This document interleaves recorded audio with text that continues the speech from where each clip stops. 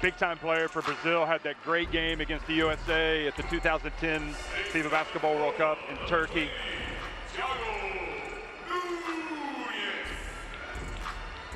And, you know, and going back to the pregame comments, their coach talking about we need to make this a 5-on-5 game. They want to make the Vipers work on defense.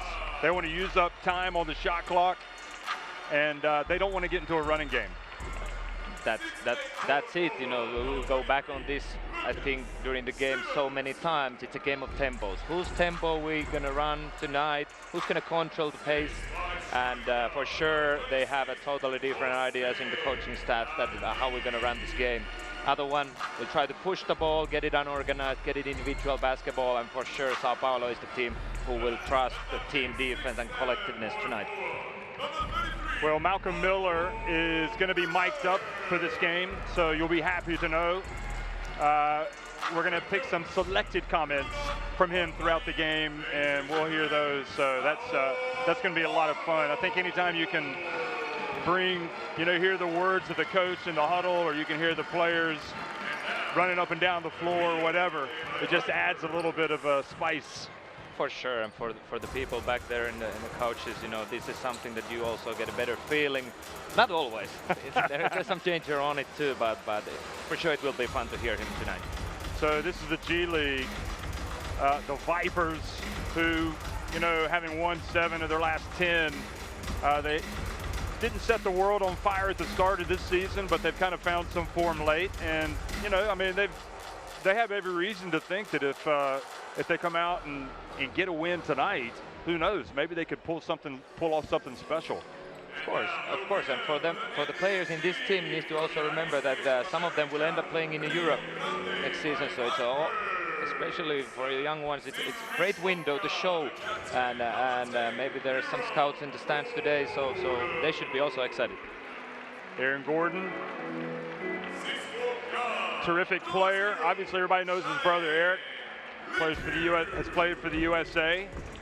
And how about LeCue? Boy, he can absolutely sky. This is probably the name we will be following tonight, and that's also the nightmare for São Paulo's defense, because he can do many things, as it's been some games red hot in the G League. Definitely get the player to stop.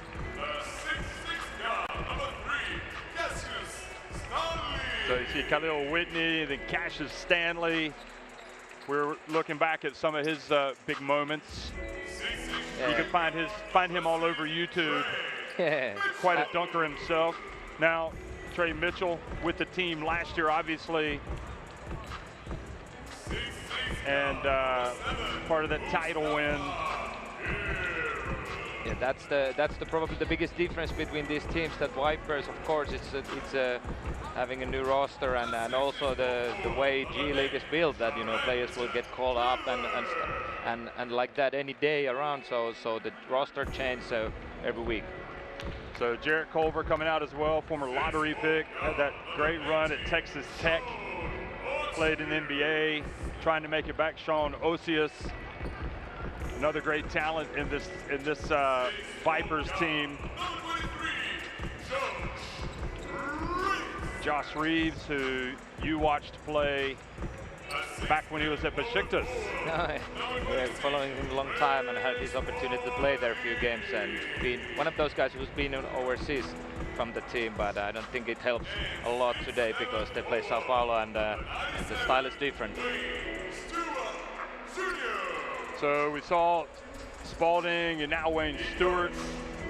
And just as a reminder, you know, this Vipers team, they won the G League title last year.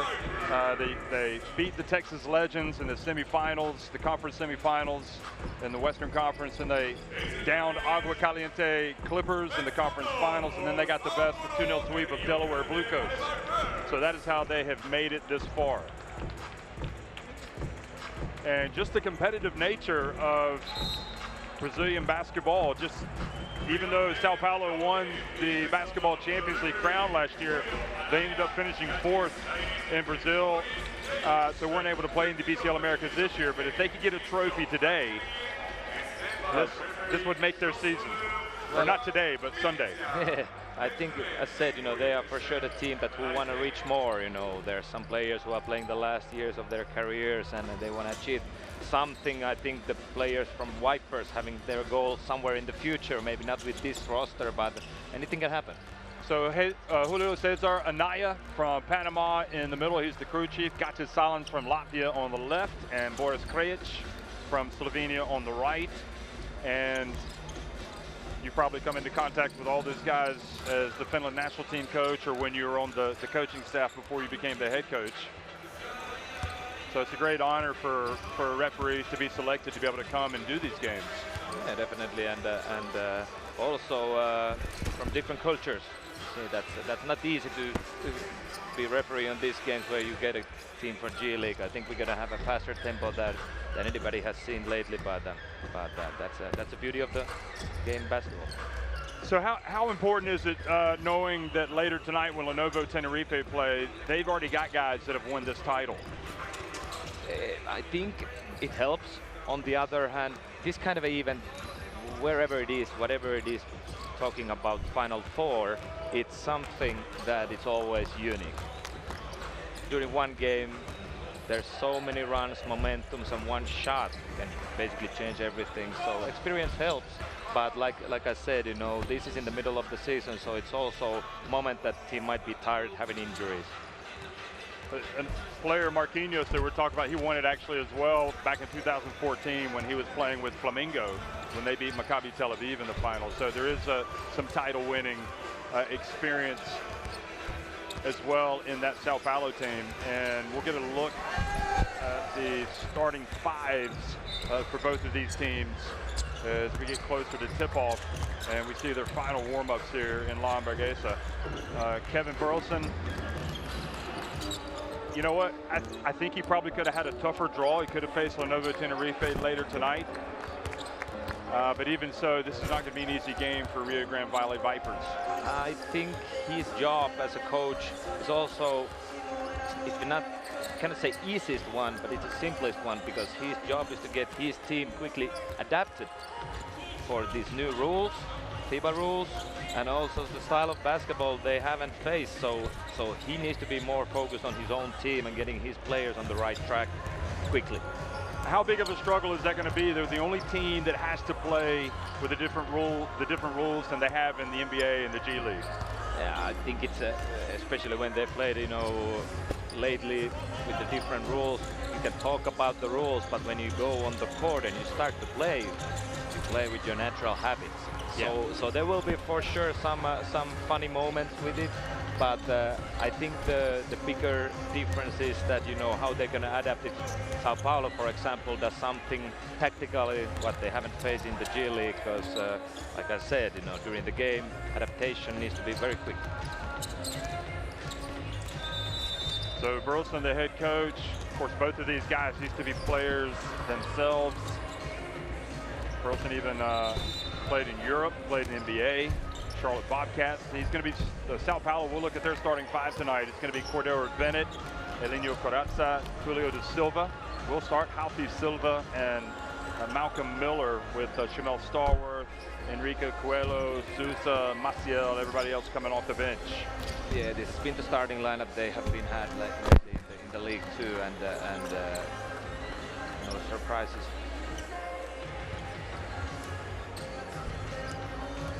So Miller's certainly going to get his touches in for Rio Grande Valley Vipers.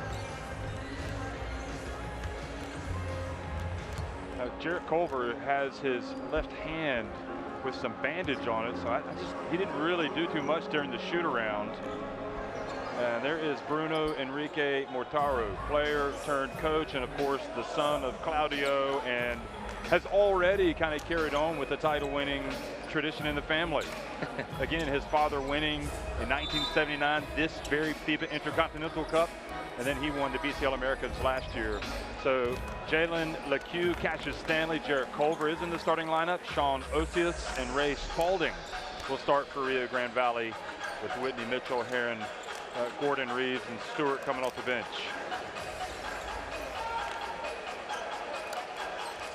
So Jarrett Culver perhaps wanting to conserve his energy. Kevin Darnell Burleson again, the head coach.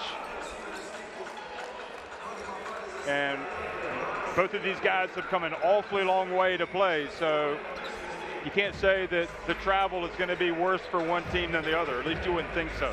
No, definitely, and I think early of the game is going to be, like I said, adaptation time, getting the own game going, and let's see. Very interesting matchups ahead. Let's do it. Well, before this game, we're going to have a moment of silence to remember the victims of the earthquake that has really destroyed Antakya. Just a tragic situation. Just thousands of lives have been lost in Turkey and Syria, and it has obviously captured the attention of the world. And we're just going to remember them right now before we start this game. Ladies and gentlemen, before we tip off today, we would like to ask you to follow the example of the player of the team and stand for a moment of silence as a mark of respect for the thousands of victims of the devastating earthquake in Turkey and Syria. Señores y señoras, a continuación, por favor, todos en pie, se guardará un minuto de silencio en señal de respeto por las miles de víctimas de los devastadores terremotos ocurridos en Turquía y Siria.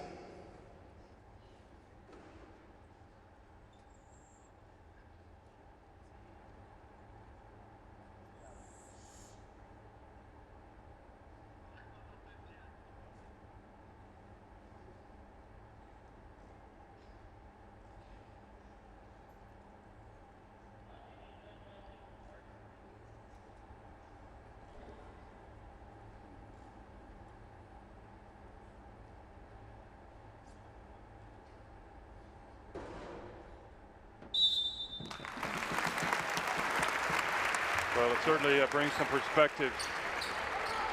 This is a game, and again, our thoughts and prayers go out to everybody that has connected to that earthquake, which is really, and the tremors that have followed, that have just wrought carnage in Turkey. Semifinal, Rio Grande Valley Vipers versus São Paulo.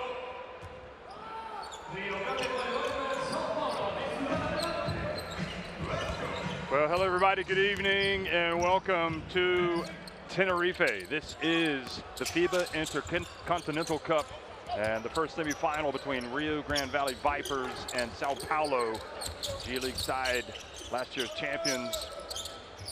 So the Vipers winning the opening tip and getting inside and scoring, and that'll be a confidence booster for the team from the G League. And now shot from the baseline, and can you believe it? Miller goes out and banks that in. This is the way they play. They're looking for Miller. He's a go-to guy for their offense, and in the first possession, great play. We saw already that defensive-wise, Vipers are ready to switch all and play with athletic lineup, so no surprises with that neither. Now, I'm not gonna cast doubt on the talent of Miller, but do you think he tried to bank that in from that angle? That's basically his shot, and you can see that he's excited. Super excited to play against these younger ones and show them little tricks. Here's the drive, and for the second consecutive time, getting inside for a layup. Rio Grande Valley Vipers, and seeing that tremendous athleticism on display already. And now Silva is called for an offensive foul, trying to establish position. So Cassius Stanley showing some hops.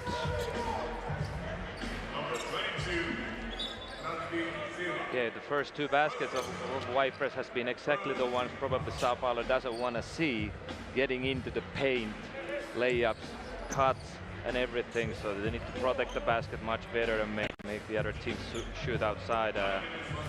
Otherwise, it's going to be a long night.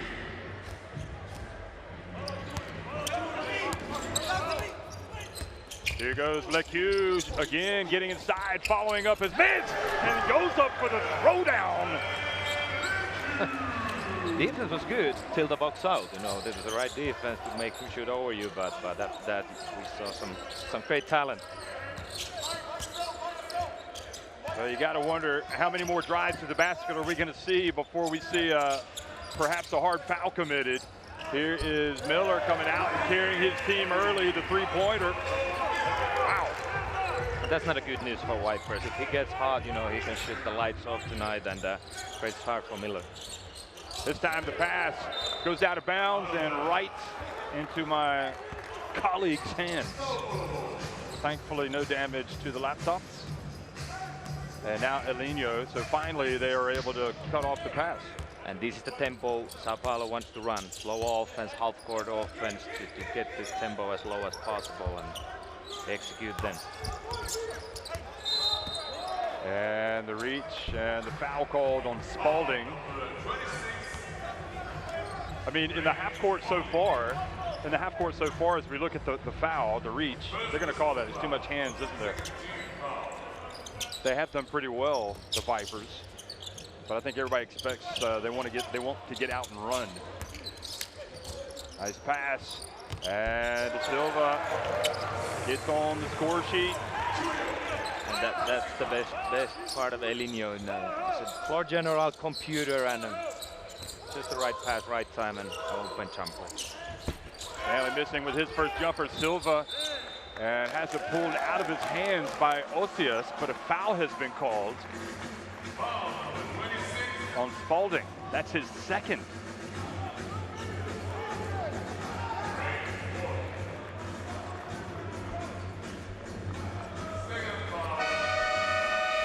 So here it is again. Step back three-point attempt. Silva had it. And I guess anytime you have a reach like that, you're putting yourself in jeopardy of getting that foul, even if you get all ball. Yeah, definitely. And clear foul. eliminou running the show.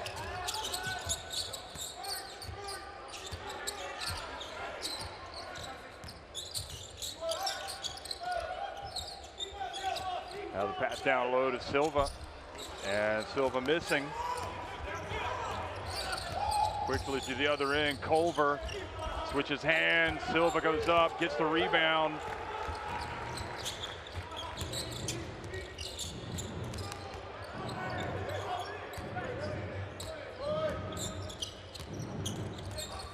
eliminou steps back, and Silva takes it away, puts it up and in, but the foul called before the shot, and they've called a foul. And it's going to be second foul, so it's hurting a lot. An important player for the team, and let's see how the coach reacts. Is there coming a substitution and they bring yeah, Silva is going to make way for Sievert to play some college basketball in America. Actually spent a lot of time in Los Angeles and then went to Colorado. Yeah, definitely, and he's the player who has a jump shot, so when they now change the roster so that they have a pick and pop five-man who can shoot outside, it's interesting to see does it cause some problems for Vipers. Culver gets inside, passes the note, not able to, and they're off and running now the other way, eliminou. And then his pass, the ball just slipped out of his hands, and here comes Stanley quickly. Look at him fly, puts it up and in, and he's fouled by Sievert. And this will be the game stakes, you know, last three shots, first Culver and now Stanley, they're attacking to the paint. They're getting to the rim, there's not too many passes and not too many offenses to run, and one-on-one defense for São Paulo is key for tonight.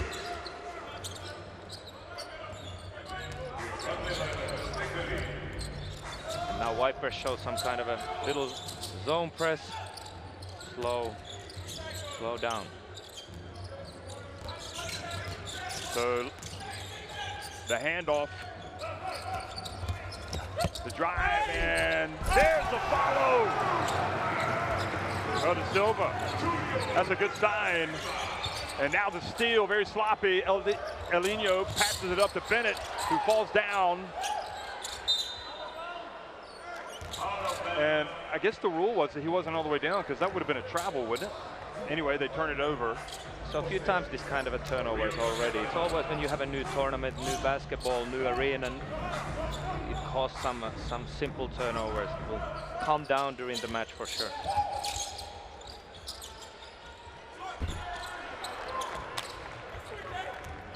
So another miss. Now Eliminou takes it, slows it down. Bennett over to Eliminou, right on line, but a little long. Sievert goes up, and it's Stanley that comes down with the basketball. He drives in, turns. I'll tell you what, they are getting some good looks.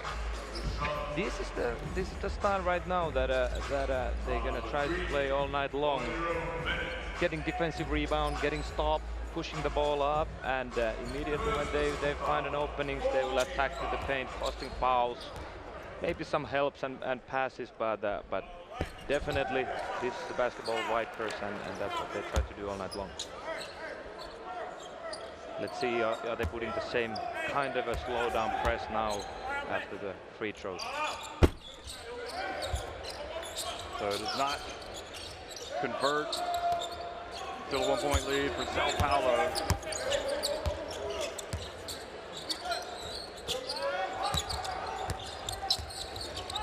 Good look down low by Sievert. And this is very important for São Paulo, that they have to score inside. They have to get some basketball inside and score from there, because they have a little bit taller matchups. Miller to the Silva, who's had a strong start. And again, they're very deliberate, not in any rush.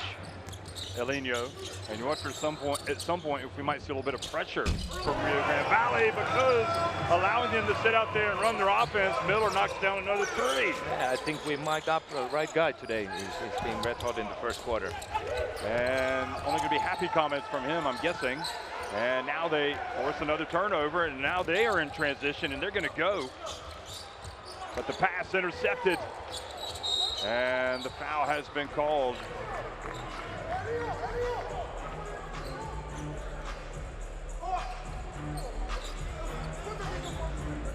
So Khalil Whitney, bringing it up, was fouled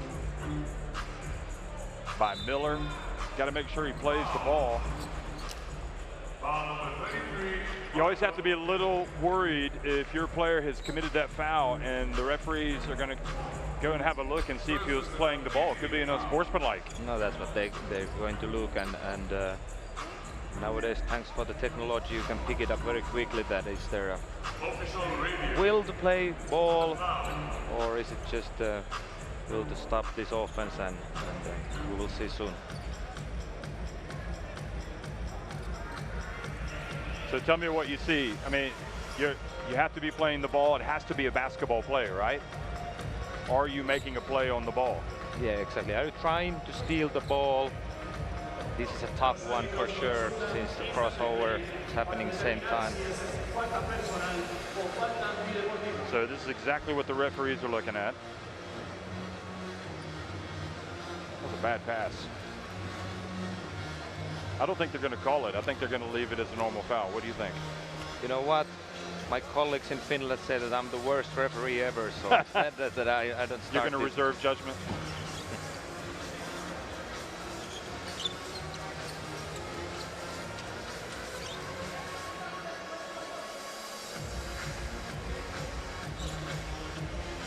Well, they've had time to analyze it, and they have called the unsportsmanlike. So 2 shots and possession. Well, I was surprised. Miller's saying, I went for the ball. What are they saying? Because he reached across his body? Yeah, but like I said, it's a tough one, because probably Miller tries to even steal it here.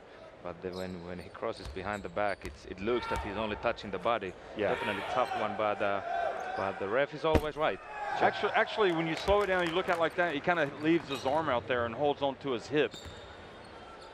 It doesn't, yeah, that looks more from that angle like an unsportsmanlike. I'm just trying to dig myself out, having said that it wasn't going to be one.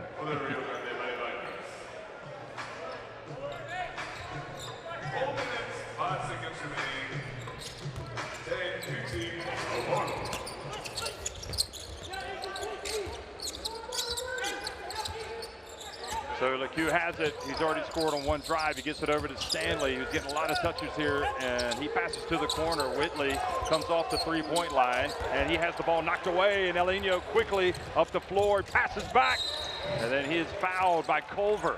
There was a little bit better collective basketball from them, and actually one pass, one assist was missing. Otherwise, it would have been open three. And Vipers need to pass the ball because more and more São Paulo will help and collapse and cover the painted area. So this is not enough.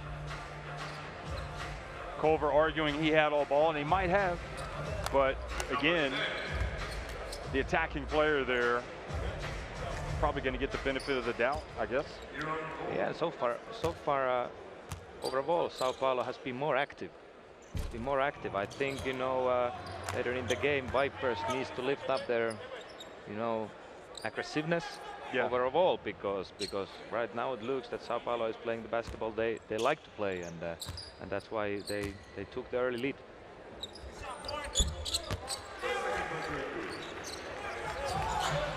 And he has certainly been very good to Silva. Elinho also having a big impact in that backcourt. So Stanley is out of the game and taking the shot, and he is fouled while hitting the three-pointer. Jalen LeCue right on cue. This is not a good one. This is definitely not a foul they want to do. They want to let them take some contested jumpers, and plus Miller now after the previous one, you know, hurting his game. So this hurts. Well, after a terrific start from Miller, he's made a couple of plays here. He's had an unsportsmanlike foul, and now he has fouled the three-point shooter, and that was not good, because sometimes you see a guy just maybe grazes the hand, but he just kind of walked into him. Yes, and he, in their local league, you know, he's the player who plays big minutes. He needs to be on the court 30 minutes plus tonight, and with fouls, it's be harder and harder. So it does not convert the 4-point play opportunity. Still gets the three. And São Paulo again, another dangerous pass. They save it in bounds. Silva, look at him, Sievert, and Sievert misses, but getting on the boards is Miller. Now they pass it around. Shot clock down to 4. Elinho, and again this time coming down with the basketball, Gordon.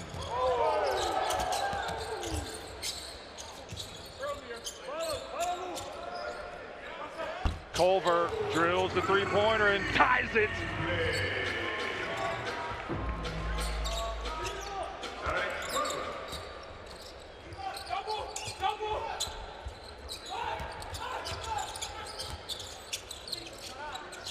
Sievert puts it on the deck and gets in and makes the layup. Still, I'm surprised that the Vipers defense is purely switching defense. They switch every action over there, try to stay in front of the man, but they have had problems with drives and especially boxing out. They switch.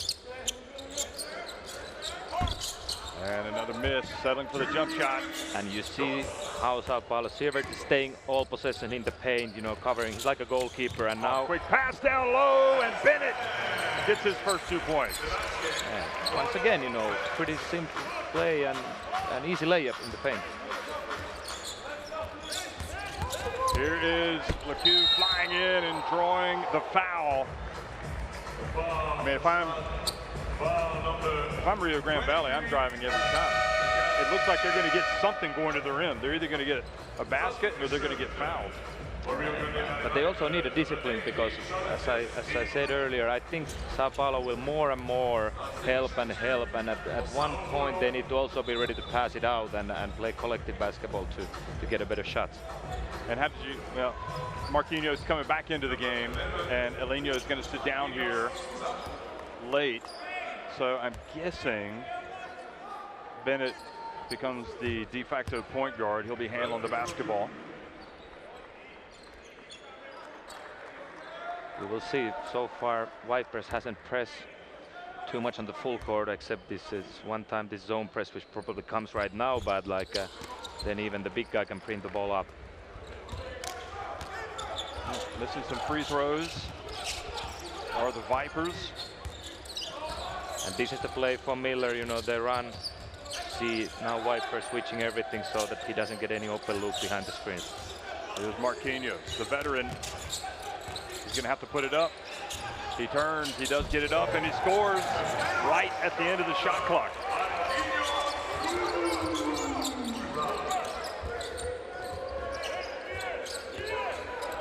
Three-point attempt by Culver. They crash the boards, and it's Da Silva coming down with it. Da Silva is amazing rebounder. Last game in the local league, you know, 15 defensive rebounds, and he will get there every time. Then it takes the contact drives, and he scores. And the foul on Gordon. I guess they thought they fouled him before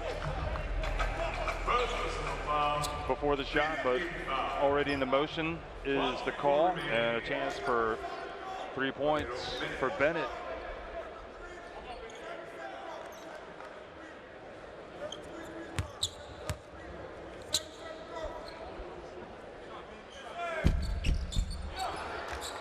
And now he misses a free throw.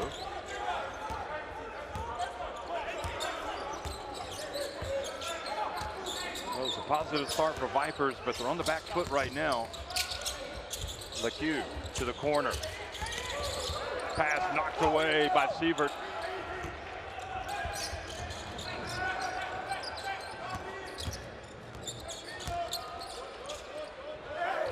And Culver coming the other way.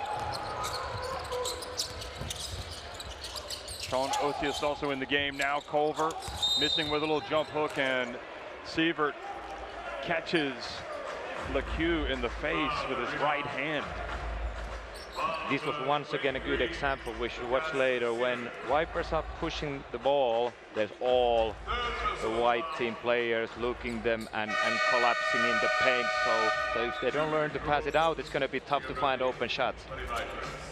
And he clearly got him in the face, as you could see on that replay. This was a good fight from LeCue for the offensive rebound and deserved the 2 shots.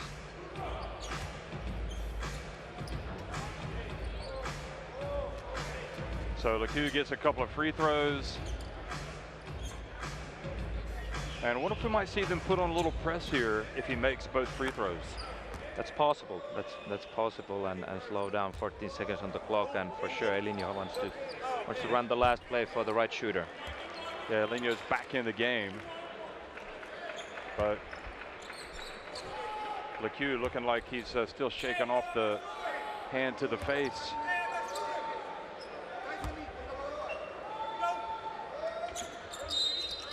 Takes his time. They count it.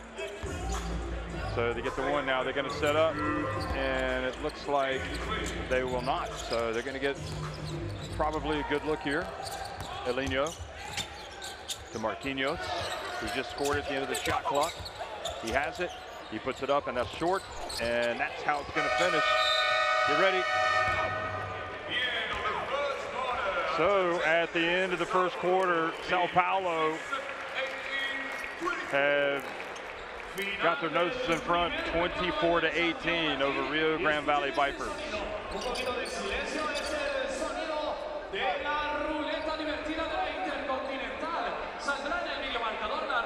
What do you think about these stats? Anything stand out?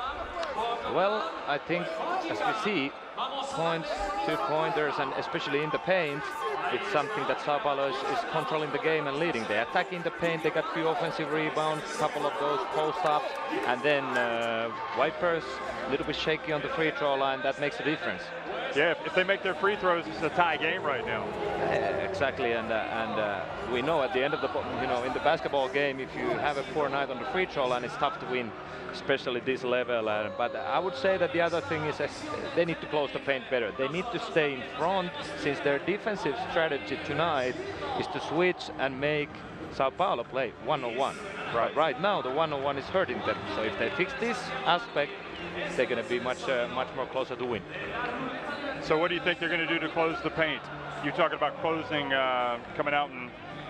I think overall they need to do a better job on one-on-one defense. They need to stay in front, make São Paulo pass more, and then be active, because they have the length, they have the size to be there. Okay, let's listen to this.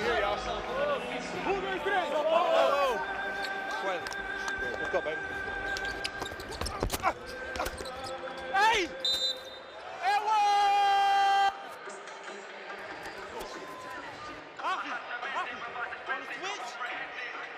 Go get my man. Give me that. Go, hey! Hey, go! So that was the mic'd up moment, the first mic'd up moment of the game with Miller. Trying to bring you a little bit of the conversation from the courts. Excitement, I think.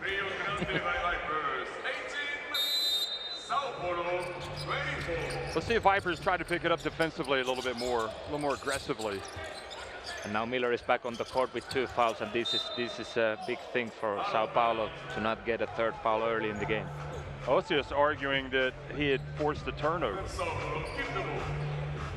Watch this. Oh, that's close.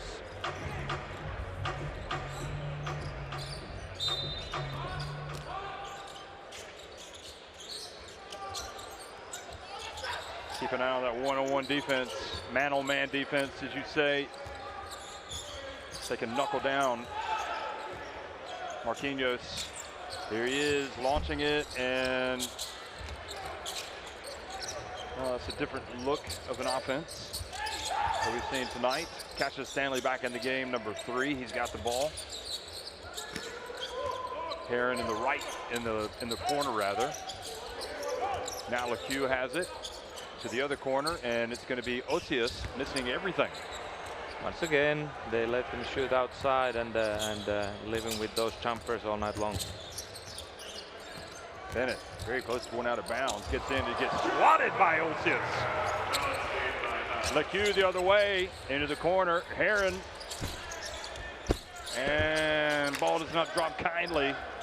Miller rebounds and runs. Bennett, the 34-year-old, passes it back to the veteran. And here he is. Well, Marquinhos. Some experience, little fake. Don't jump with the shooter, and 2 points. Quick pass. Stanley missing.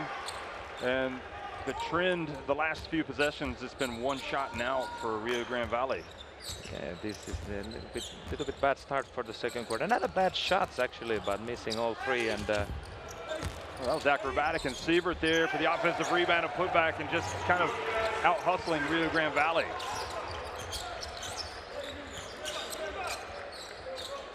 Spalding. And the wheels are starting to come off here for Rio Grande Valley. This, probably if I say that there was not a bad shot, this was not a good shot, at least for the coach.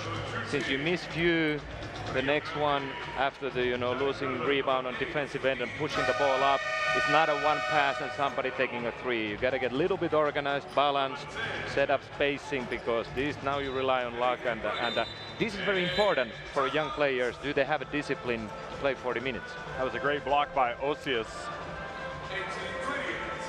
So Rio Grande Valley is going to take a timeout here to try to reset the offense, reset the game plan. Yeah, good reaction from the coach. Calm down a little bit and get on the same page and move on.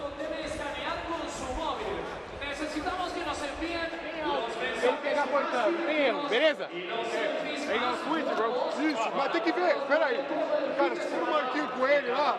Quem tá primeiro aqui, já não deu, já põe nele, já põe no Marquinho de volta. Tá, se for no pipoca, faz e abre pra arremesso. Faz e abre aqui, mas tem a distância do Bennett pra você ficar livre pra arremesso. Pega ele em cima, mas um pouco mais em cima, assim, ó. Flat.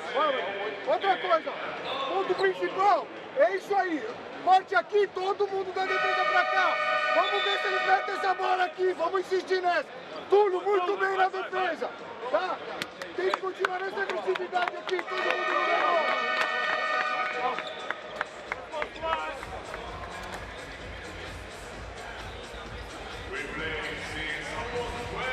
Well, here's another look. I thought it was Rio Grande Valley's timeout, but in fact it was São Paulo's. 2023. São Paulo now leads by 10, 18, 28.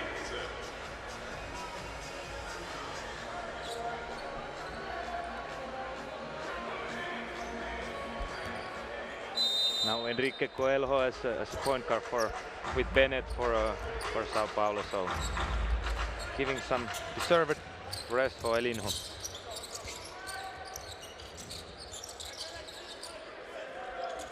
So 10-point advantage, biggest lead of the game. Here goes Marquinhos attacking and kind of falling away from the basket. Now a chance for Rio Grande Valley. And they take it away, and now it's Marquinhos up ahead on the break and just lays it up and in. Great team defense. If you don't share the ball early, now there was a little bit almost trapping active hands, so Vipers are in trouble. Definitely in trouble with the style of São Paulo basketball. Spalding going to work on Sievert, gets it up, and they battle for the rebound, and De Silva can't control it. So a break for the Vipers.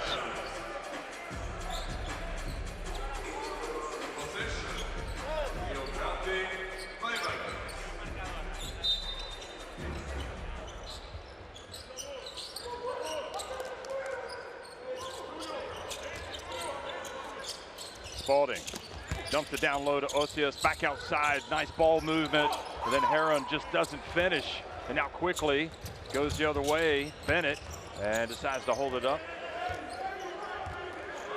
So Rio Grande Valley did everything right there, they just didn't make the layup.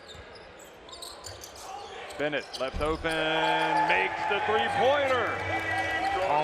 Confidence. Get a defensive stop, slow down the pace, get the ball on the right player's hands, and simple. Stanley tries to answer.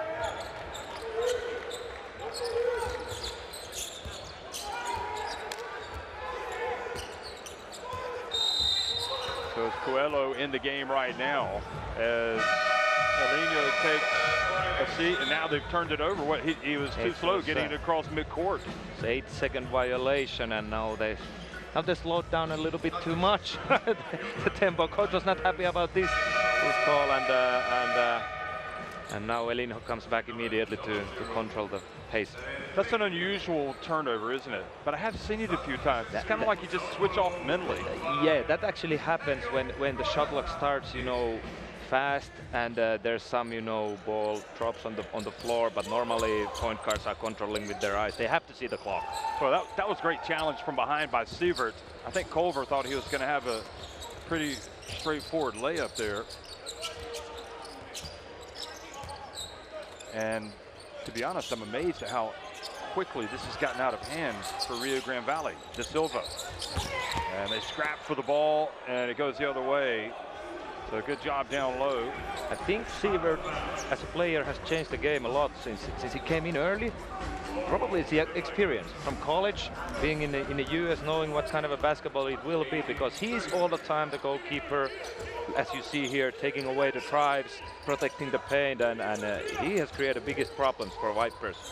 Well, that time he doesn't stop Spalding, who goes right at him.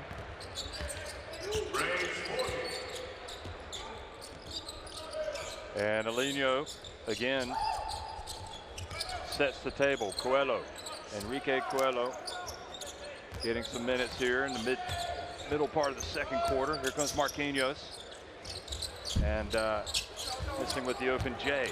Chance for Stanley.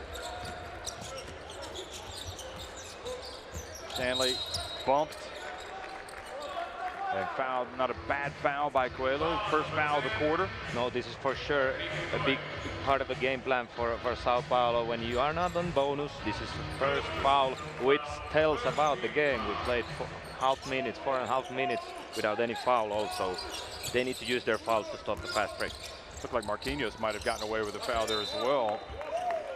Getting tangled up, ball goes out of bounds. It'll stay at this end with 9 seconds. I think overall Vipers are surprised about the way that here and in FIBA rules you can cover the paint more. First pass that the paint is not open, you need to pass ball more, and all the time there's a deflection here and simple turnovers.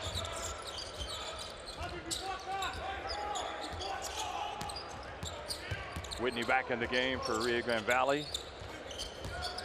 And they've got to get it done at this end. Rio Grande Valley to try to chip away.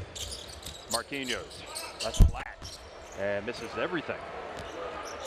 Culver looks up the floor. Goes right inside, right at Sievert, and makes the layup.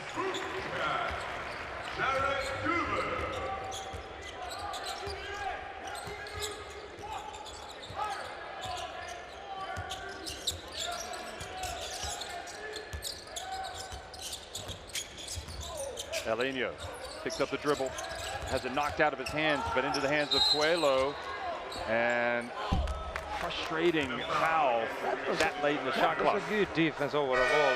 20 seconds and then finish the job. Take care of the business, keep your hands wide and contest and pick up the rebound. This was unnecessary. Yeah. 3 seconds on the clock. Otherwise, it was one of the most active defensive plays from them all night. Yeah, I think that's where they can get back in this game. I mean, they use their quickness, their length.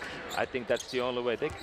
They have to challenge São Paulo more, because now, like you see, Elinho can play like a quarterback and run the offense. Well, Coelho gets in, uses his body well, and there's the follow yet again by Da Silva.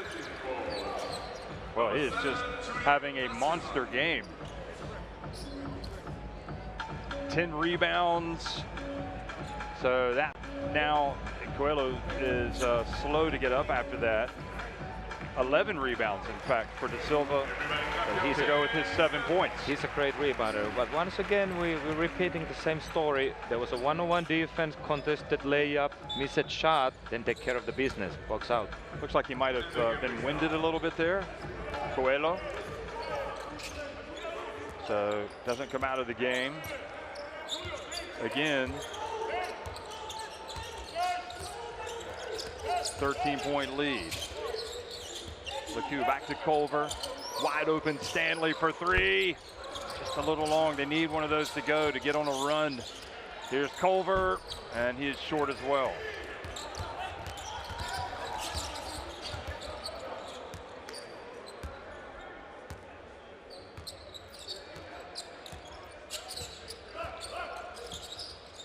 Elinho takes the pick, drives in, and makes it. It's beautiful. That's beautiful. Little trick. You don't have to be the fastest player on the court. That's the rhythm what we're gonna see also from Marcelinho later today. LeCue goes up, and now quickly Coelho. Elinho again hands it off to Da Silva, and he is just tormenting. He's hustling, isn't he? I mean, he gets to the spot and he converts those opportunities. And he's got 9 points and forcing Rio Grande Valley to take a timeout. Look at this again. Beautiful plays for Elinho. And that's 3 plays, run was actually story of the game, São Paulo attacked calmly, get it to the paint, finish the layup. Vipers tried to answer very quickly. When you miss the shot, it's going to be fast break. Listen. So what we're going to do is talk to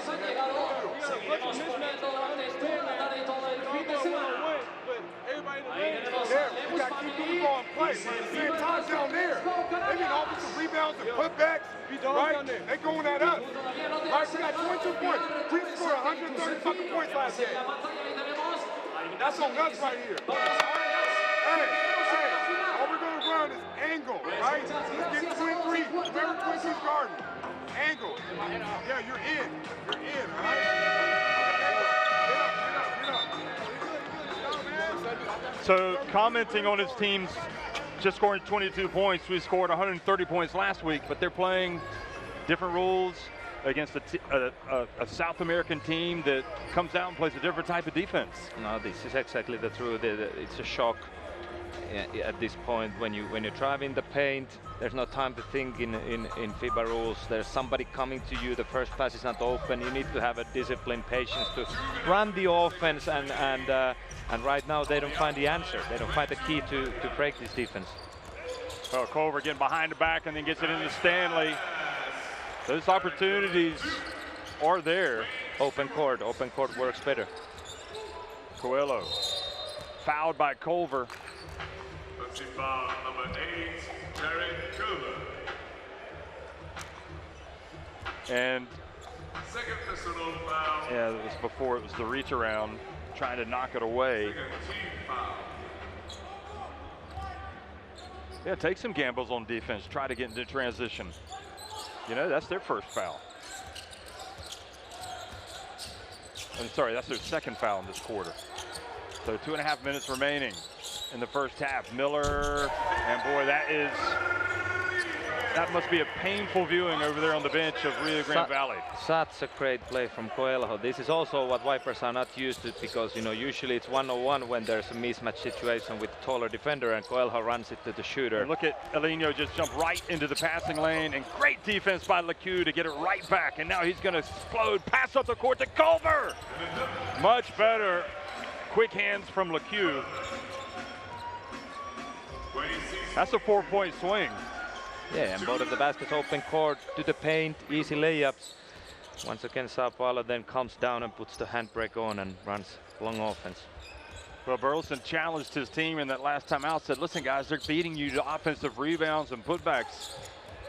Coelho, nice pass, wide open Sievert. Oh boy, there's no substitution for a soft touch from a big man that can just step out. Look, he almost looks Finnish.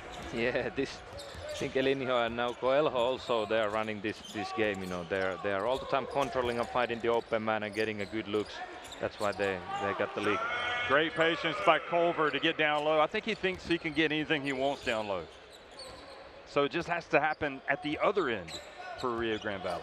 They got to get stops. Look at the pass. Again, the double team came. They found Sievert. The travel. So they force a turnover. Substitution for the Vipers with number 18, Sean. Yeah. It looked awkward, didn't it? Looks a bit.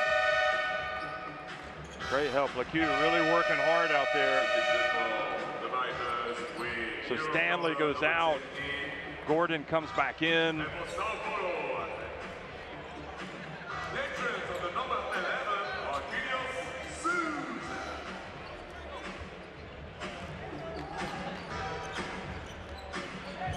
Culver really working the referee right in front of us here. You can see him in the corner, telling him to call some fouls.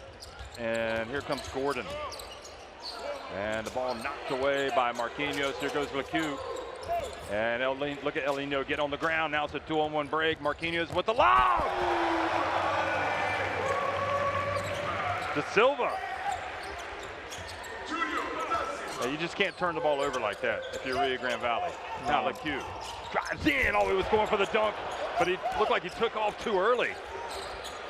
I think you see also some frustration right now. They're forcing by the Gordon. Beautiful jump shot from Gordon.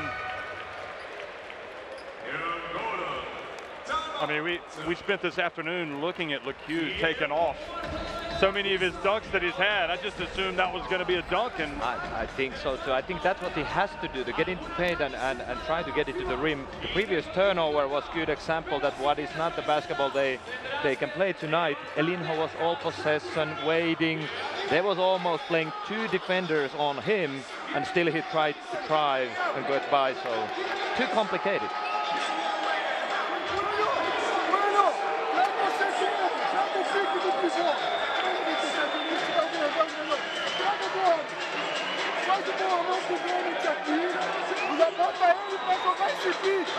Aqui eu sei que vai pro pivô, vem você fazer esse pique e abre bem. O seu homem não se trocar, tá bom pra gente, sem demorar um segundo. segundo, mudando esse corte. Vem você pro pique. Quero que use o pique do Marquinhos. Ei, quando tiver 10, eu vou fazer o fake e vou levar pro meu irmão. O pivô já tem que vir rápido.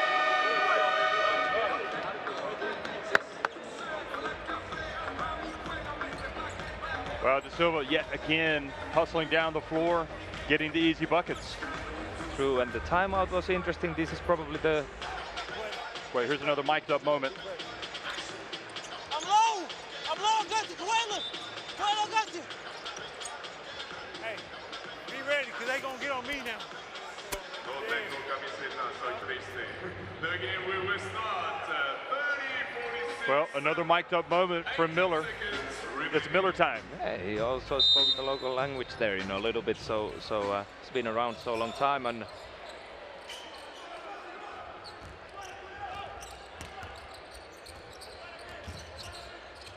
Coelho brings it across midcourt. What's the play? Hands it off to Bennett. Bennett, pump fake over to Marquinhos right at the end. Well, they got what they wanted. yeah, and this tells also the difference of the cultures, because there was a fouls to be given in Europe or in FIBA rules. Any other team would have fouled at least once to try to steal, and now they didn't. 46-30, São Paulo on top of Rio Grande Valley Vipers at halftime. Okay, well, again, those missed free throws hurt, but now it's not the only thing. The three-point shooting for Rio Grande Valley, and a lot of high percentage looks for São Paulo. Yeah, I think you need to overall get the better shots, get the passing game going. São Paulo is playing their own basketball with 10 assists and controlling totally the pace of the game. Okay, let's go down to the court and hear some words. Jalen, for a while there, you seem to be the only guy in the Vipers that could connect with the basket reliably. What do you think was the problem offensively? You know, it's just different rules and stuff. So our team is just used to playing over in the NBA rules, and you know the FIBA rules is a little different to adjust, but we got a whole half to adjust to. We came back from being down a lot more, so we'll be fine. What adjustments would you like to see from your team in the second half? We're just going to be able to have to play a little faster. We got to play our game. We're kind of playing their game, playing to their pace. We're a 100-point scoring team, and on our path right now, we're on our way to 60. So we're just going to keep playing fast and play our game. Thank you very much. It really, they want to play their game, but the reality is São Paulo are not letting them play their game. Yeah, exactly. This is the story of the control for the tempo. These words were exactly what coach said before the game, and now they're in the trap in the halftime, and hopefully they find some answers to get a better shot and also make them, because it's not only playing on basketball, it's also making now high level performance since they're 16 behind. Well, this is the first semifinal of the FIBA Intercontinental Cup, and we're going to go back down to the court for an interview with São Paulo. Malcolm, you picked up 2 fouls very early on, but you did a great job to stay on the floor. You seem to have no problem scoring the ball. What was the key to this concentration and focus you showed earlier on? We had a great shoot-around this morning. And then before the game, my teammates talked to me, my coach talked to me, gave me a lot of confidence, and just playing basketball. We've been doing this forever. As a team, you were able to pull away in the second quarter. It seemed very easy from the outside, but for you guys, I guess, what was the key that allowed you to turn defense into offense so easily? We know that they're a very athletic team, and they're a very, very good team. So we know we got to help each other. If somebody get beat, the next man got to be there to help them. You know what I'm saying? So that was just our key focus today.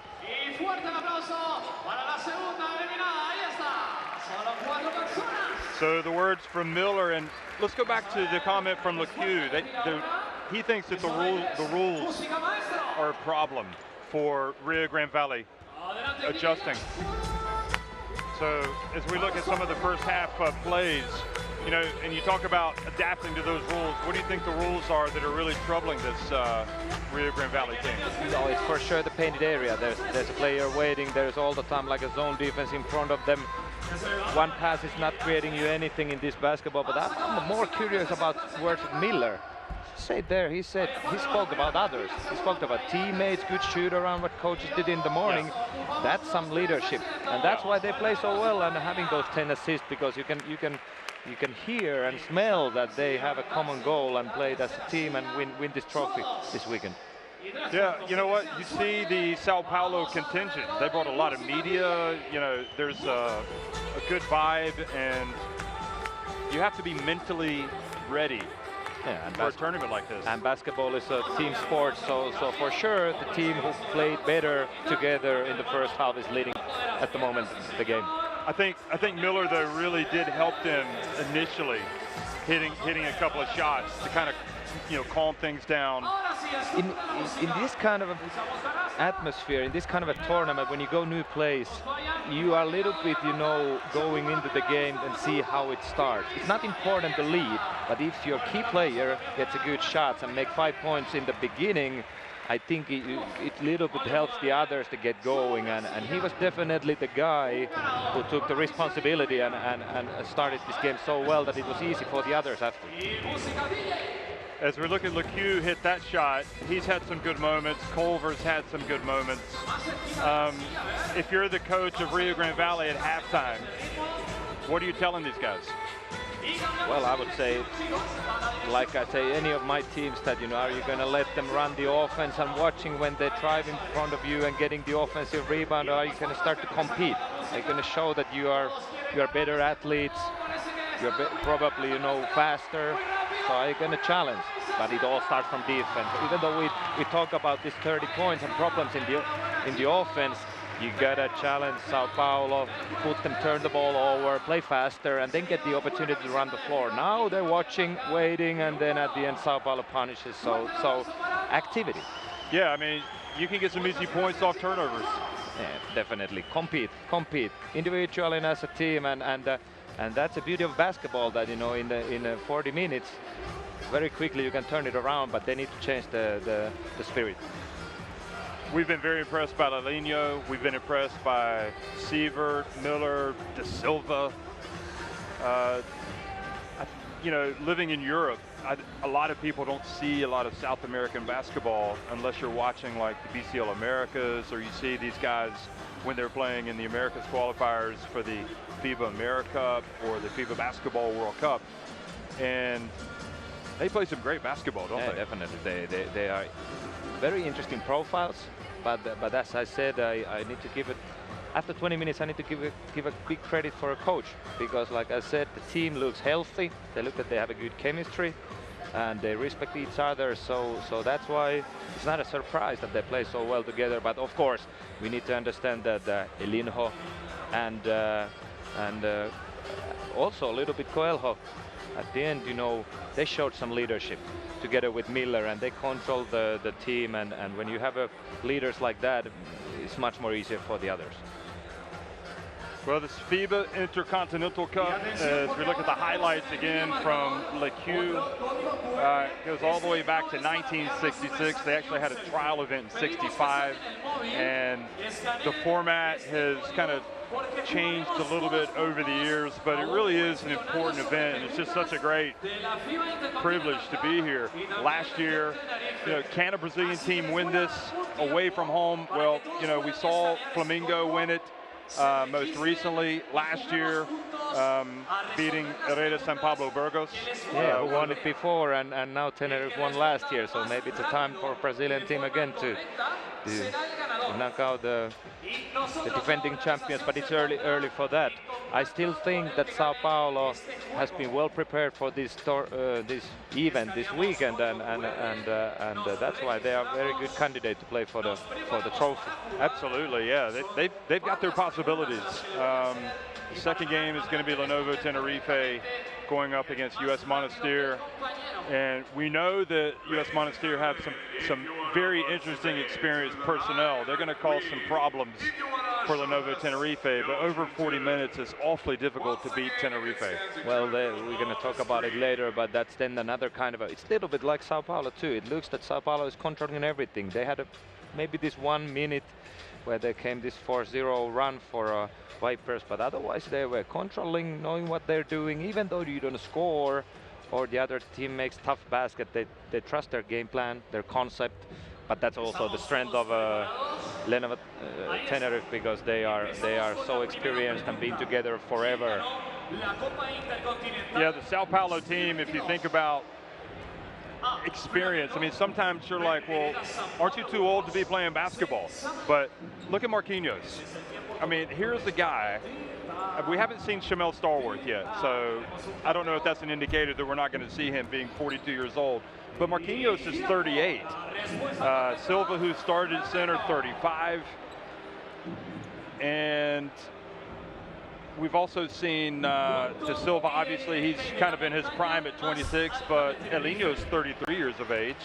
So that's a lot of experience. And Bennett, who's played a lot of minutes, he's 34. So experience counts. And you can see that they use it well. You know, they played for these experienced players, their primary spots. They use them right way on offense, and that was an interesting move when they changed and Marquinhos came in and started to play kind of like a wingman isolation. They played 5-man outside, and he started to attack 1-on-1, take even those jumpers, 3-pointers. So it changed the look, and that's also interesting because as before, when Sievert came in, he changed the defense, and then Marquinhos later on the offense, and they have different kind of looks.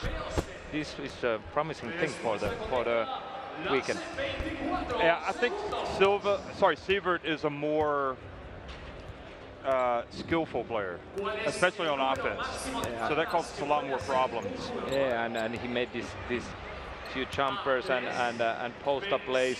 Looks that he's calm, especially on defense. He knows where he at. He knows that if his man makes an outside shot, that's probably the game plan from the coach, and he was a lock for the defense for the first half. So back to that point about age and experience, bearing in mind that Shamel Starworth hasn't played and he's 42, so he's kind of bumped up the average, but the average age of Sao Paulo is 30. And that's 6 years average age higher than Rio Grande Valley, average age 24. Yeah, this is huge, and it tells all about basketball. This is a team sports, and the age is just a number, especially like you see Marquinhos, great shape. Elinho is in this kind of a basketball where he can control, walk the ball up and play without contact. He's looking that he can play, you know, three games in a row. And we go back on this. Vipers got to challenge more, be more active, and put them in their out of their comfort zone where they're at right now. Don't you think Elinho would relish the opportunity to go up against Marcelinho in Tenerife and to send out a statement? No, this would be probably something beautiful to watch, and let's see how the Friday night game goes. But so far it looks that he's ready. He's very motivated, and came here to play. I've been hugely impressed by Elinho, but also De Silva. I didn't know what we were going to get from him. You seem to know it. Yeah, he's been great in the games. I watched it earlier in the local league. Great rebounder and super active, but more I'm surprised that Vipers cannot challenge him more, because this is the aspect, rebounding, athleticism, that they should be dominating the game, and Da Silva took it over. Da Silva, 11 points, 11 rebounds. So we're going to go down to the court to hear some more before the second half. Get some more words from the coaches. Coach, you were not able to get any easy scores on the open floor. Why do you think that was, and why you started the festival so much in the first half? I mean, we only had one kick-ahead pass, right? We talked about before the game playing in transition. They kind of took us to their pace, right? We got a little tired, so we started slowing it up. I told the guys to kick the ball ahead, and we can make something happen. They're doing a good job of getting back, but we're not helping ourselves with that. We need to kick the ball ahead a little more. Were you satisfied with the looks you got in the set play in the half court? Somewhat. I mean, we had some open looks we got knocked down. I think we're 2 for 13 from 3, so that has to happen. But at the same time, I think we held the ball a little too long. We got to move the ball better. There's open spaces, there's open guys, and we're just kind of, you know, they're packing the paint, right? So we got to move the ball and make sure we hit our teammate.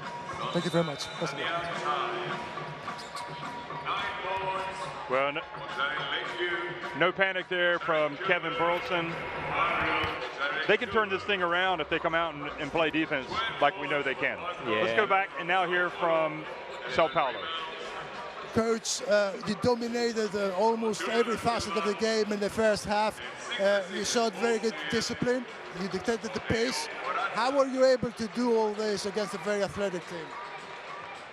A gente realmente fez uma defesa muito forte nesse primeiro tempo. Eu acho que é o que determinou o placar. A gente tem que continuar isso no segundo tempo, já com uma defesa intensa, uma boa ajuda, uma intensidade muito grande que a gente conseguindo pegar os rebotes de ataque que a gente precisava. Então, eu acho que o caminho é esse para a vitória.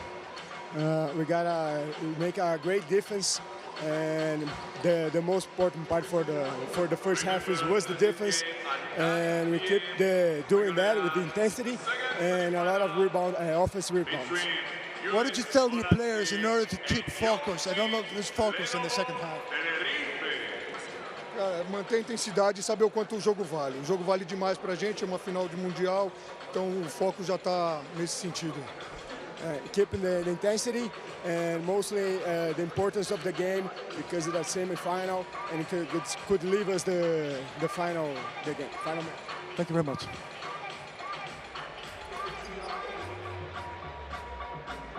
Well, we heard from both coaches, and interestingly that, Coach Mortari said he wants to be like you one day. He wants to coach the national team.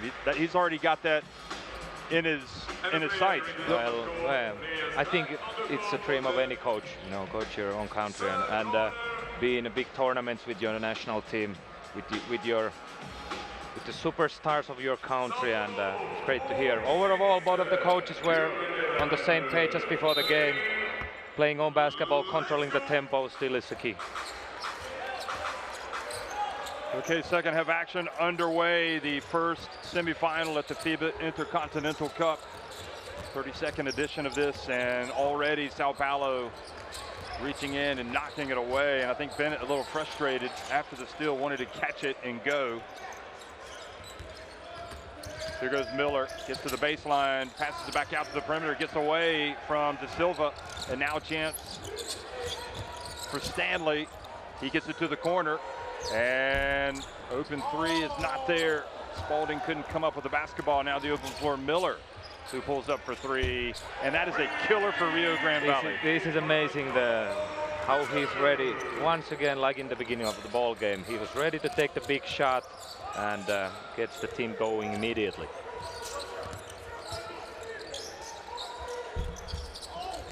Culver missing from the baseline, but the offensive rebound. We can get some more of that. More offensive rebounds, and the basket by Stanley.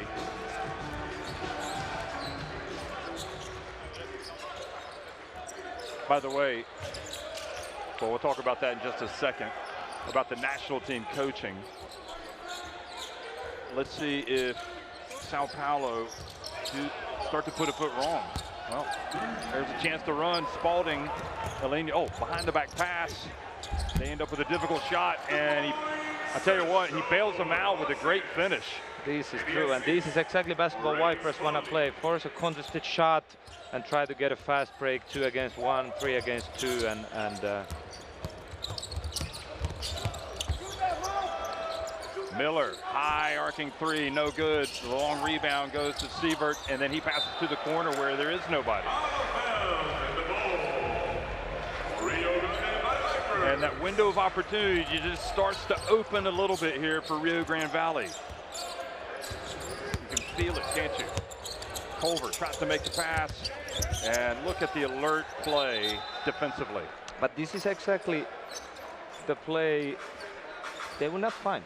São Paulo is too experienced, too well prepared.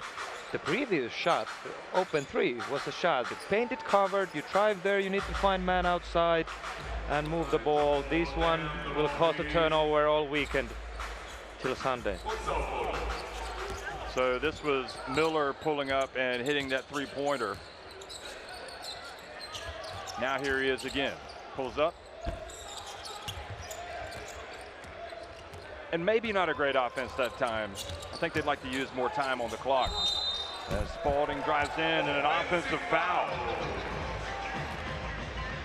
Yeah, they did a good job again in defense. Not the best shot, like you said, but then on offense, they find the ball flow.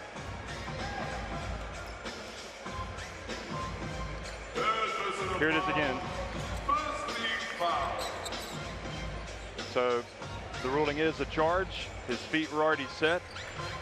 There's somebody waiting for you, and today there's not one or two. There's a 3-4 players waiting for you if you drive. So pass the ball to the open man and find a better shot. De Silva steps back. Oh boy, what a turnaround! He had a good shoot around too in the morning. He's been sensational in this game, and already has double-double at halftime. Now he's got 13 points, 11 rebounds. LeCue passes to the corner. Stanley. Now they're passing it better. Osius for 3. That's a great offense. Again, unfortunately, they don't make their shots right now. That was a good offense. 2-3 passes and wide open look for a shooter. Got to knock them down.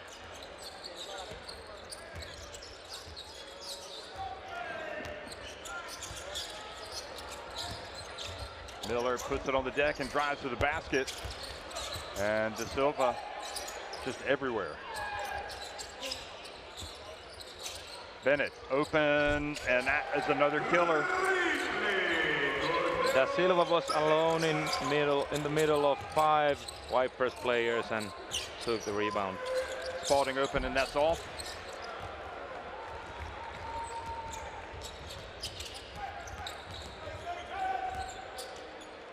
So it's all going horribly wrong right now for the Vipers, who sounded stunned to have only scored 30 points in the first half. Here's Bennett. Too fast. Bennett again. LeCue for 3.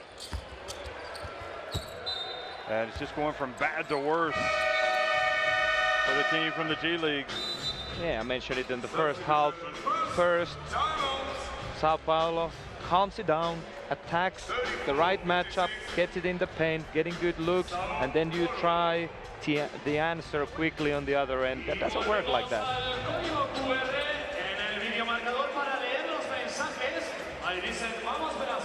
They get second chances, they knock those down. So timeout, Vipers. Vamos, David, deja de comer cotufas y ve el partido. Eso es lo que dice Yoselis. ¡Qué guapo, Yoselis! Y vemos otro mensaje. Me encanta el partido. Voy por los Vipers. Lo dice Joel. Y ahí está con sus amigos. Disfrutando la fiesta del torneo. Hola, buenas. ¿Qué tal? Soy Bruno y Valeria. ¿Cómo están? Come here. You're about to set it. Don't set it for JC. You go downhill. All right? Yeah, you're going like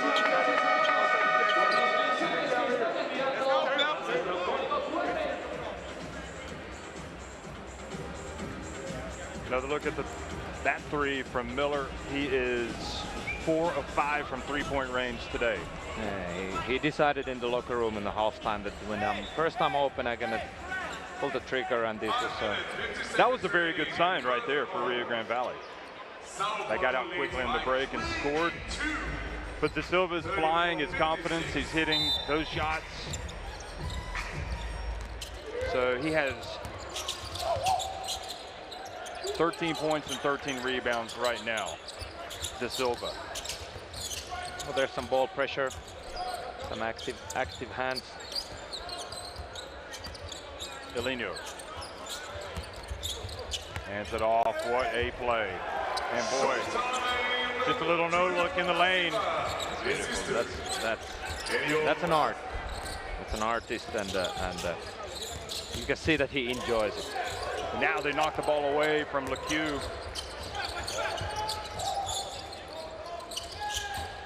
Miller off 1 foot. And now a chance possibly to run for Rio Grande Valley, but the ball intercepted. Eliminou just anticipates so well. Now Bennett drives in and he's rejected.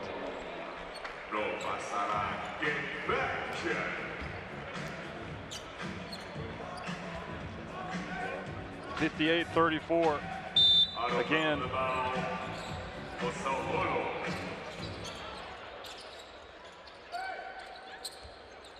continuity. Think about the issues with this Sao Paulo team. So many of these guys coming back this year. Miller driving and scoring. Definitely, this is a fact, and you can see that they are hungry, they are humble to play for the win and focused. And foul called. You know, if they go back to Brazil with the Intercontinental Cup title, I mean, let's don't forget, this is a team that was only started up several years ago, and they would have a BCL Americas title from last year and a trophy. I mean, they're kind of like they would be South America's version of Lenovo Tenerife. I mean, they are definitely putting themselves on the map. And actually, how they play, they are not far. You know, they look experienced. They look that they have a pure hierarchy. Roles are set. They don't do anything extra. They don't do too much stupid things. They know, and they rely on their strengths. Eliminou controls the game. Miller gets his shots, and then if not, Da Silva takes the offensive rebound. That's very simple.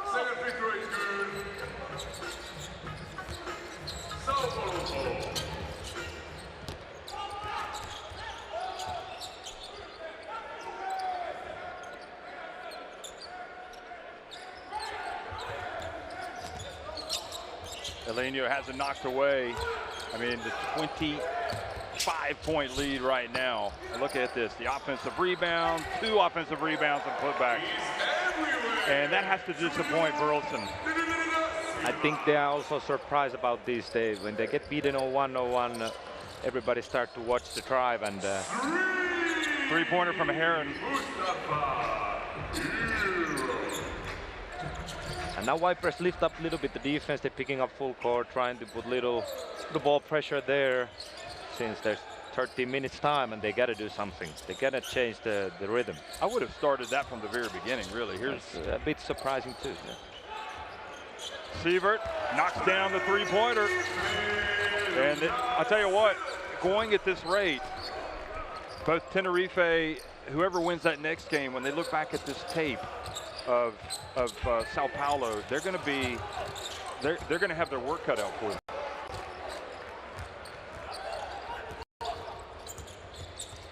They have been methodical, haven't they? Look at this. Oh, that's beautiful. That's great basketball, Jeff. I don't want to write the Vipers off here, but Miller might want to save some of these threes for the next game. He doesn't want to use them all up tonight, unless he's going on like a big run like Glenn Rice did. Maybe he wants back in the day. Maybe he wants to go to G League. Possibly. I'm guessing he's very happy where he is. Once again, they put the handbrake on, run the clock till the end, and then find an open shot for a shooter. And Sievert misses, and Da Silva's hustling so much they almost fell on top of us. Now the drive, and Sievert blocks Heron from behind. Substitution for Rio Grande Valley Vipers. Number 10, Aaron Gordon, and number 18, Sean Martinez. There he is. Mortari has to be excited as we see the block. You know, he was asked about how he compares to his dad as a coach, and he says, we were very much alike, only my dad was a lot more emotional on the sidelines than I am. I'm sure he's probably stewing inside, but he's prepared his team well for this game. And if they win, he'll have the luxury of watching that next game. Yeah, definitely. That's the best feeling in the tournament for the coach. You've done your job. You have this few hours moment to calm down and enjoy basketball. Look at Eliminou. And the kick.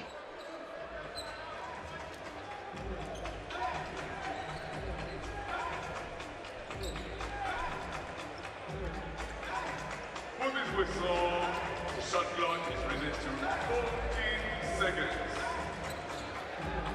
So there's 12 minutes left, and it's a 30-point lead for Sao Paulo. 2 minutes. You're not going to get it all back at once if you're Rio Grande Valley. You need to start cutting into this deficit.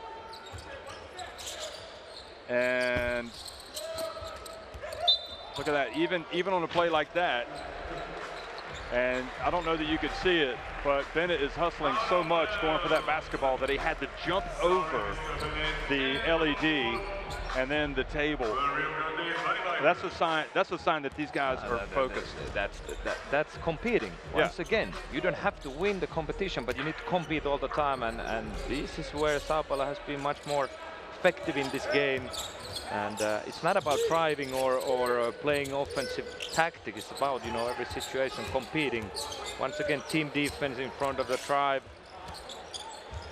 This time a good pass. Oh, yes. Gets the 2 points. Yeah, much better.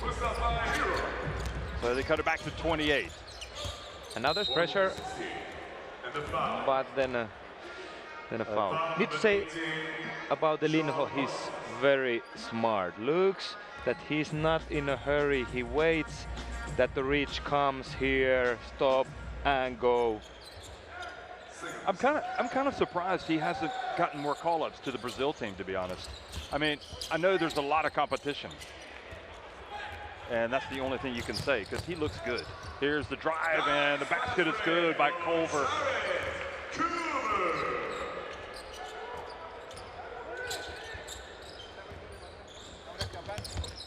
Miller, look at him swing it, open three, and Culver again, another chance. Important possessions here for the Vipers as they try to come from behind, and oh, the three doesn't fall. Culver keeps it alive, and it goes out, and it just needs some of those threes to fall. First of all, they need to make shots. It's not about what kind of a shots, but this defense was a picture of the game. When Vipers pushed the ball, Sievert was the one who hustled back, ran their full speed to create this wall in the painted area. This effort you don't see in the stats. This effort, you know, is something here. Okay, this is the basket, but later on is the one that, you know, has caused a lot of problems for Vipers, because they think that they are one-on-one situation, but you always face two defenders. I think it was almost a good development in that first quarter that Silva picked up 2 fouls, and they brought Sievert in. Today it had looked that, you know, it was a gift for São Paulo, and I think Sievert will play big minutes also on Sunday. He's played 25 minutes, Sievert, and that's taking nothing away from Silva, but Sievert taking advantage of the opportunities, and as you said, hustling even when his team's up by 30. Bennett misses. Here he is, Sievert battling for the rebound, and it's Culver that comes down with it. And they've got to hurry. They get the lob, and what a finish! Osius, and Bennett has a little bit of time. He hustles down the floor. Great hustle from Culver, and now that's good sign from Rio Grande Valley, diving over the LED. That's competing, and they've shown some heart. Definitely. And you can see he's got his left hand bandaged, and that'll be a good sign. That can fire them up as he goes over to the bench. 68-44, São Paulo on top. Look at Culver hustle here, going for the ball, and then sacrifices himself. You know, if you're his teammate, you're like, hey, come on, let's go, guys. No, this you need more. First of all, running the floor, getting the simple alley-oop there, and then hustling back and winning the battles. Unfortunately, it started now. It should have started in the first half, but they still have time. That 3 of 20 for Rio Grande Valley really hurts. Obviously, they've come up short in other ways, and São Paulo 8 of 19. Yeah, you don't have to be great, but you know, if the other team is letting you shoot and you miss all the shots, you shoot like a toaster, it will give so much confidence for São Paulo to do it even more, to, you know, be more confident, to trust their defense. So you get a knockdown, at least few of the open ones to kill the strategy. So as we look back at the highlights, you know, let's stress the positive here for the Vipers. They have left it late. They've backed themselves into a corner. But, okay, let's go out and play our very best, our very hardest. If our biggest name player, Jared Culver, can dive over the LED there at the end, and he still wants it, you know, we have to do it as well. Let's try to get that deficit down. Get it down to 15. See what happens. Get it down to 10. Yeah, at the end, you know, this is possible, but we're still in the stage that I think São Paulo even though they took a couple of maybe bad shots at the end, but that's not the fact. You know, they controlling. Yeah. They have the control of the game, and these Vipers needs to grab, and maybe it comes with this kind of a hustle plays and those, but still I would say that oh, it's unlikely. yeah, and São Paulo is still on the driver's seat strongly for the final, but let's see, 10 minutes left. There's Sievert hitting that three-pointer. Look at him pass the ball, though. I mean, they're just playing the beautiful game tonight, and it's no wonder that their three-point percentage is so good. 8 of 19. Obviously, Miller 5 of 7. He's hit the majority. Bennett's 2 of 3 from deep, and Sievert's 1 of 3. So fourth quarter action underway in Rio Grande Valley, getting it down low, and that is a shot that Spalding has to make. Yeah, it was a great play. It was great play from the team after break, and here you see Bennett was wide open. He doesn't take the shot because they want to rather spend one more 10 seconds to run down the clock. And then hustling in, and Bennett getting to the rim. Yeah, why would you take a 3 if you can get a simple layup? That was a great play.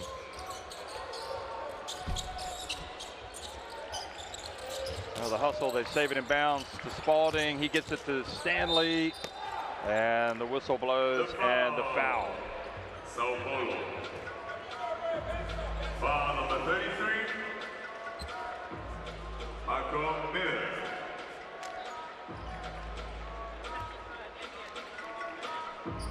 So Miller picks up his third foul, and that was the last basket by Bennett. As you said, why settle if you can get to the rim, or if you can get a layup? And when it's a tough game, you miss free throws, don't you? Stanley misses the first, and gets the second.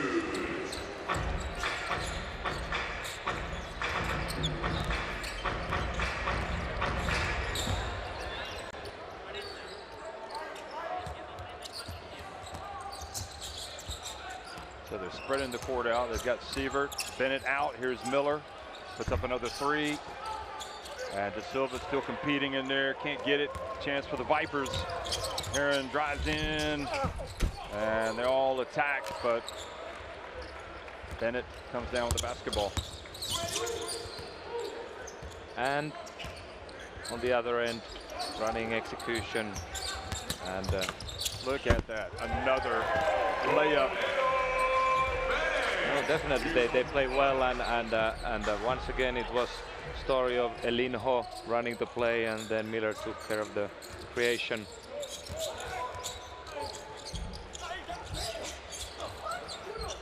Well, they stuck with it, and the layup was good for Stanley. Quickly to Miller, and making the Vipers defense chase them. More than happy to take time off the clock. Eliminou to the corner, Miller, and fouled by Stanley. Three shots. Eliminou with, so that's so beautiful, the passing game, little no look to the shooter, and the defense is late. Jumping too late and then ending up fouling a jump shooter, which is never good. Watch Eliminou here. Was that a charge? The way he wrapped his, not a charge, but the way he wrapped his left arm around and hooked him a little bit? That's probably true, but that's an experience also. Here is the previous play where they run the simple play, find the opening, and they're smiling. Yeah, they're happy, all right. So you have 25 points, 7:49 remaining. You got the free throw line. This is your game to win. First free throw, 18.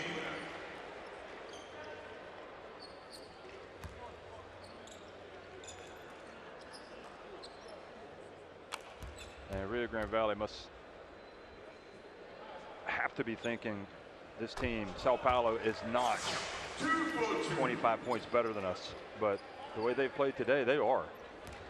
And they have been decisive. Yeah, and the cannot talk too much about experience.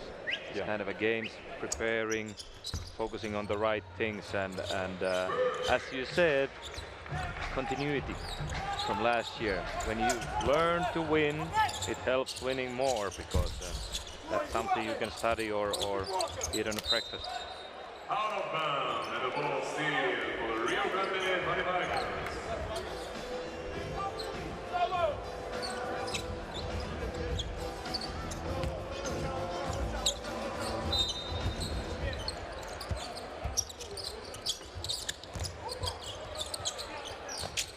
Here's Culver.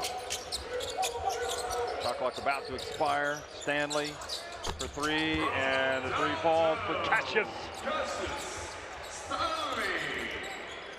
And now there was some trapping on the full court and turnover.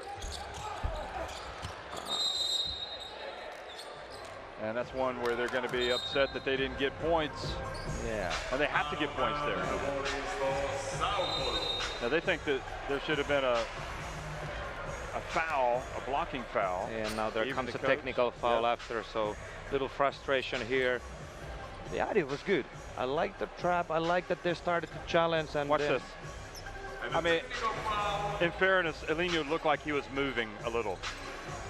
Probably, yeah. It's tough call.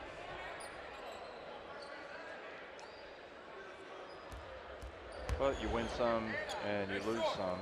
This thing's even out over the course of the game. So Miller makes the technical free throw.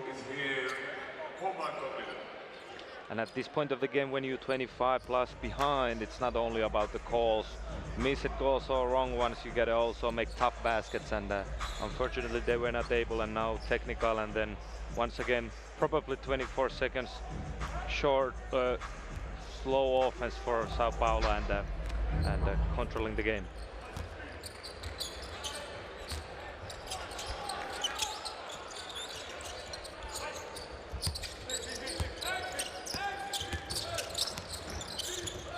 Oh, what a pass.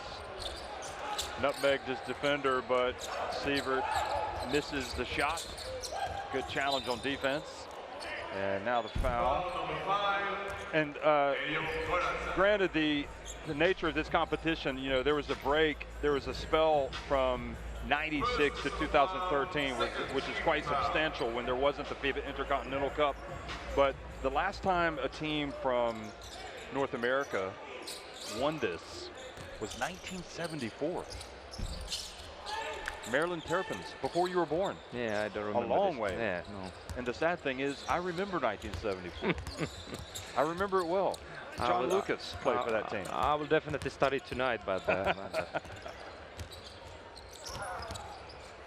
Sievert goes in and out. Front and back of the rim stays out rather, and now Culver goes at Marquinhos. And three players from Sao Paulo in the paint waiting, so shooters are open. It's they're running to the wall time after time, and definitely good lesson for young players.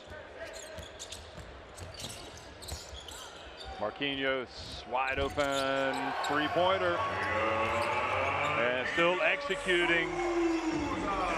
You think? I know for a fact that Lenovo Tenerife are focused only on U.S. Monastir right now, but I also know that when they watch the game tape of this, they're going to be thinking, wow, this Sao Paulo team's pretty good. We better rest up and be ready if they win. For sure, and as we spoke, there's some similarities. You know, there's some kind of a spicy on their game, finding the open looks, control of the Brazilian point guard, and that would be a nice matchup, of course. But they have another tough one tonight later on, and right now Elinho showed to the coach that maybe it's my time to start to get ready for the final, and Coelho came in. Well, if you are concerned about one thing about Sao Paulo, I will say maybe. Say if they do go up against Lenovo Tenerife in the final, and I'm not writing off Monastir's chances, but if they do, I think an advantage that Lenovo Tenerife would have would be depth. because there's several players that haven't gotten any minutes tonight for the Sao Paulo team. The drive and the basket is good for Marquinhos. This is, I don't know, am I repeating myself, but this is a good clinic here from Coelho for the young players who's watching this, because has patience. He finds this little handoff at the end. He doesn't force his own shot here, looking at it. Little pass to the next one, and that's the offense, you know, which has been hurting all night long Vipers, because they are not used to it. Yeah. The guards are running plays for the others. G League basketball is more, you know, individual basketball, driving downhill, attacking the matchup, and here Sao Paulo is playing, they're playing together.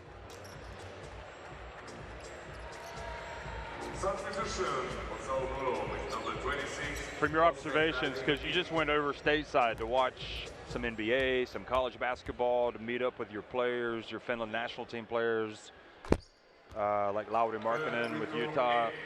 You know, you see a lot of differences in the NBA game and the college game. Yeah, of course, NBA is a different. College. Yeah, of course, NBA is different kind of a.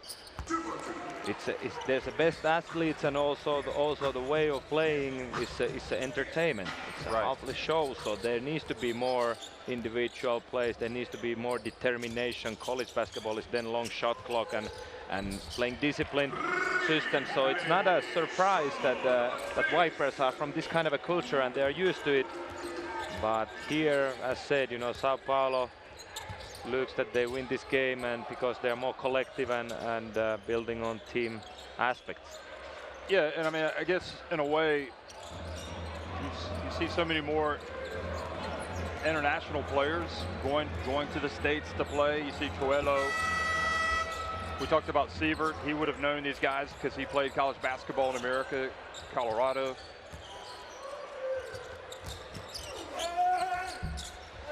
And again, I'm not taking a swipe at Rio Grande Valley here, but basketball is a team sport, and Sao Paulo have played a team game tonight. Yeah, definitely, and even though they will finish probably 90+ points, but I think the key has been their defensive discipline and how they have, for example, here, once again, there was Coelho and she were together contesting the shot. Unfortunately for them, you know, now Vipers got an offensive rebound and hustle points, but once again, the team defense was there, and that has been key for the win.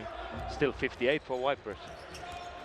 Cassius Stanley adding insult to injury, basically getting popped in the mouth there right late in the game. And good hustle there from Osius. He's not giving up. And driving in, and the follow is good from Heron.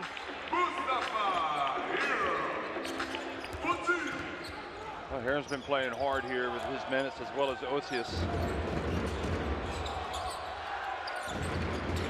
3.5 minutes remaining. Marquinhos. And ball goes out of bounds.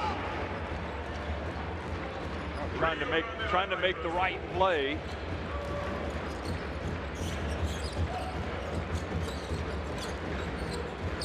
Vipers trying to make that score look a little more respectable, but Sievert comes up with the basketball and turns. Oh, and that's going to be a foul on Sievert, surely. I know they're going to say it was a kick. It looked like he kind of took down. He kind of took down Gordon.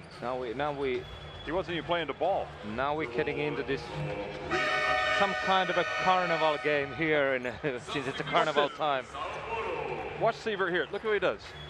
He doesn't get it, so he turns around and makes sure that his man isn't going to get it. Yeah, I don't know what he tried, but for sure that's not basketball. What he did. Overall, little loss of a concentration here. A lot of turnovers at the end since the game has been over for a while. Coutinho's checked into the game for the first time tonight. Heron comes out, and in fairness to Rio Grande Valley, they're still playing hard. Especially Heron and Osius. They're really laying it on. Osius knocks it away, but Marquinhos comes up with the basketball. The problem is Sao Paulo can just take time off the clock. There's Marquinhos, drives in, again. And the reach and the foul on Whitney. And even here you see Marquinhos in front of us showing him that give me one more pass here to the corner, I'm wide open. Okay, foul came earlier, but like that's the spirit. That's the thing why they play so well, because they look into each other's and hitting the extra passes, as well as we're gonna see later on Leno what Tenerife doing and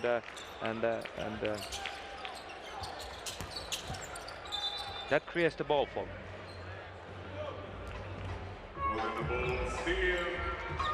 What a great game for Miller tonight. He's got 48 hours to rest up for the final, whoever that's going to be against. And the dump to De Silva, and you really have to hammer home that message about the way he played in the first half as well. He was terrific. He's got 17 points. No, he's got 19 points now and 15 rebounds. De Silva. It's been for sure X factor. Miller does his job. Bennett is also a scorer. They're looking for their shots. They're running plays for them. But Da Silva is the one who basically creates those points out of the team offense, hustling, cutting, going to the offensive rebound. So definitely it has been more than 19 points for the team. Do you think Burleson and these Rio Grande Valley players are going to learn a lot from tonight's game about how the international game is played? Hopefully. I mean, Burleson played in Europe. Hopefully, because it's also the fact that some of these players will end up playing in Europe next years, and that's or maybe why South America. Well, maybe also there. But that's the way to learn, and for sure, if you are ready to do everything to make best for your career, you learn from this, and probably they will get back to the G League and focus on different kind of a basketball. But short term, you should learn your lesson, and that's a way of getting better as a basketball player.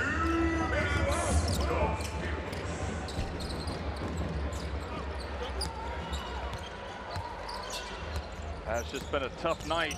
Oh boy, reaching in. Osius doing a great job getting the steal. Goes up for the dunk. And now coach didn't like this, and he's putting Elinho back in for the last minute to secure.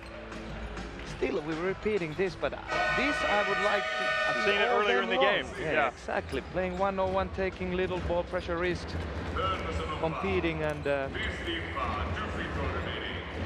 Good try. I mean, I think, you know, I've been able to watch the USA play so many games over the years, and we know that they put some great teams together, and sometimes they just run teams off the court because they're pressure. Oh, it's their pressure. I mean, you played against them in 2014 with Finland. No, we don't talk about that now. No, but that was quite a World Cup debut for Finland. When you speak with coaches who has been in these games, they always say that there's no passing lanes. Yeah. There's no passing lanes because they are everywhere. They're not only hands on the passing lane, deflecting passes or denying it. They are there with their chest, with their body. They're everywhere. And that's what we haven't seen from the Vipers tonight. Exactly, and probably we were expecting that more. But need to also give a credit for São Paulo. They kept the tempo so low and enjoyed when there was not a pressure, and executed well.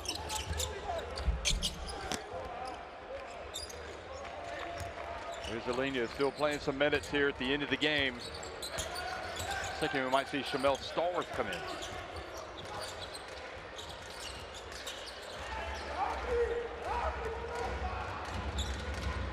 Here's Bachinho. Marquinhos. Open and makes that shot.